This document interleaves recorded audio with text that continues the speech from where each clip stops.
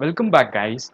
In this video, let's actually write a code using object-oriented programming. Okay, let's use objects to write a code. Before that, when you have the basic knowledge in Python, you might have come across a lot of objects when you actually code, programmed a lot of programs in Python. Okay, do you want to see that? Okay, let's talk about the basic stuffs. Okay, so we have let's we have an integer. Let's say a equals to 5. We have an integer here. It's very simple. Let's have an integer and it has a value, say 5. That's how we declare an integer, right? Let me print the type of it. You have a function called type. Python has you have a function called type, and if you can actually pass a, and this will give you the type of a, right? So let's see what it looks like. Okay, go I do. And for information, I'm working in an IDLE called as Visual Studio Code, and you can actually work in any IDLE you want. You can also work in default Python IDLE that's actually available. You go to search, and when working it right IDLE, if you search and you get the Python. If you have installed Python in your computer, that will show you for you, and you can also use that. It doesn't matter because we are not going to use any special modules. Okay, fine. Object oriented is available in every IDLE. Let's run this. It shows it belongs to a class int. Wait, it's actually the class that we are talking about later, that we were talking about previously. Yes, it's actually the class. Okay, so a is an object. Okay, think of like that. A is an object which belongs to a class called integer, and you don't need to specify that a is an a belongs to integer class. You don't need to create object of integer. You can instantiate like this. I'll tell you what is instantiation later. And the moment you write a equals to 5, it actually creates an object which belongs to the class integer. So a is now an object of class integer. Okay, a is an object of class int. Wait a minute, I have not defined any class called integer. Yes, of course, you need not do that. Okay, the Python inbuilt module has some classes for you, and one of the classes is called integer. And if you write like this, a equals to 5, it actually creates object of that particular class internally, implicitly creates object for you. Let me play with this more. Let me say a equals to b. Okay, let me have b equals to Sujit. Let me print the type of this. Print, fine, type of b. Guess what happens? Let me comment this code so that it will not disturb us. Fine. Yeah, it says it belongs to class string. Okay, so Sujit is an object of b or Sujit is an object of class string. Okay, so we have classes inside Python, and you are actually creating objects of Python. Okay, so this is for your information, that there are inbuilt classes inside the Python, inside Python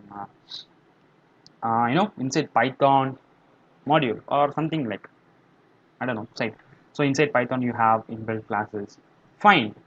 You might be asking whether you have methods for those class. We talked about methods, right? We will say if a class has a method play, study, hangout. For a class like human beings, they have methods like play, study, hangout, and objects of human beings actually execute those methods. We talked about that, right? Okay, and even now I told you B is also an object of string. Fine. So string is a class, inbuilt class. So that has an object, say b. I'm creating an object of class string. Does this has some uh, do we have methods which belong to string, right? Do we have methods? Yeah, of course. Let me say b dot. Dot operator is usually used to bundle object and method. So I have an object of class string here. Okay, belong to class string. I sorry, not 3 3. Belong to belong to class str. That's class name is actually str. Okay, we'll call it a string, but str. Okay, because you can see that in here. Fine. So b is an object of class str now. So str has some methods defined inside it. Okay, str has some functions inside it and attributes inside it, and you can actually use that by creating an object. I have created an object here. okay, b. So b dot, now b dot dot operator, then you press control space. I hope you can actually expose the methods, and let me use one method. I'll say lower, and whenever you are using a method, you have to do like this. Okay, you have to put a ground braces parenthesis. Let me print b now. Let's check what happens. Oh wait, I think this returns something, and you have to assign it to a variable, say c, and let me print c. Fine. Yeah, it works. You can see Sujit, and this would make sense if I capitalize everything so that you can understand it. That's for my understanding. Okay. Yeah, you can see we got output. Let me clear everything here. It makes some confusion. Okay, let me clear. So you got a clean screen. Okay, I'll just execute this now. Okay, you got output. Say Sujit, everything is, is not capitalized. Everything is in small letters now. Okay. So what I'm doing here is, let's try to understand what actually happens.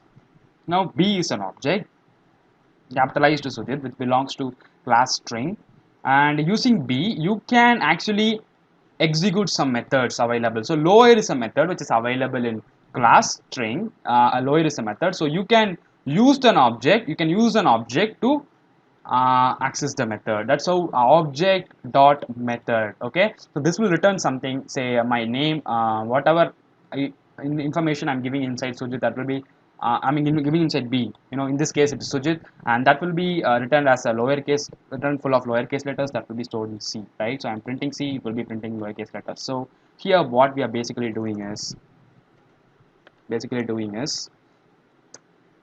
right, and object dot method. Okay, so that will execute. If I say string dot lower, this will not work. Okay, so object dot method. So I have static methods also, we'll talk about later, and what is static methods we'll talk about later. Fine. So to summarize, what I'm actually doing here is, let me write a multi-line comment. Okay, so summarize, I have a class called string inside Python. Okay, inside Python, and I'm creating an object, say b, and that is initialized to a value Sujit. Okay, and this is a different way. If you want to create objects of the classes which is already present inside your Python. Okay, inbuilt classes. This is inbuilt class, so this is a different way of creating. Okay, this will not work in our own classes. Okay, so you just type b and you assign some value. It will it will identify the class for you, right? If I say a equals to 5, it identified it as integer. If I say b is equals to 0, it identify it as string. Okay, so it will identify for you. But in our own classes, if we define classes, we have to we have to make the interpreter identify that. Okay, it will not automatically identify our class. I'll talk about that later. Okay, Sujit, and I'm using a method called lower, in which is present inside my string, and since b belongs to a class, say string, and I can use my b to execute this method. Okay, and I'm storing it in C. Okay, wait a minute, fine, this is worker. Now I have an object of I have an object of integer there, that is 5, that has a value of 5. That's a is an object of integer, please remember this. Okay, and if I okay, let me write here. Okay, that doesn't matter. A is an object of integer. Now I have a, that's an integer, that's fine. I'm saying again, can I try to access a method, say lower? Can I can I impose the lower to a lower method? Will this work? Think of a while, pause the video and think. Okay, will this work? Fine. Okay, let's run this and check whether it works. Okay, let me store it in some other variable, say z. Okay, the return value should be stored. Of course, it's not going to return anything, to be honest. We can see we got an error because int is a class.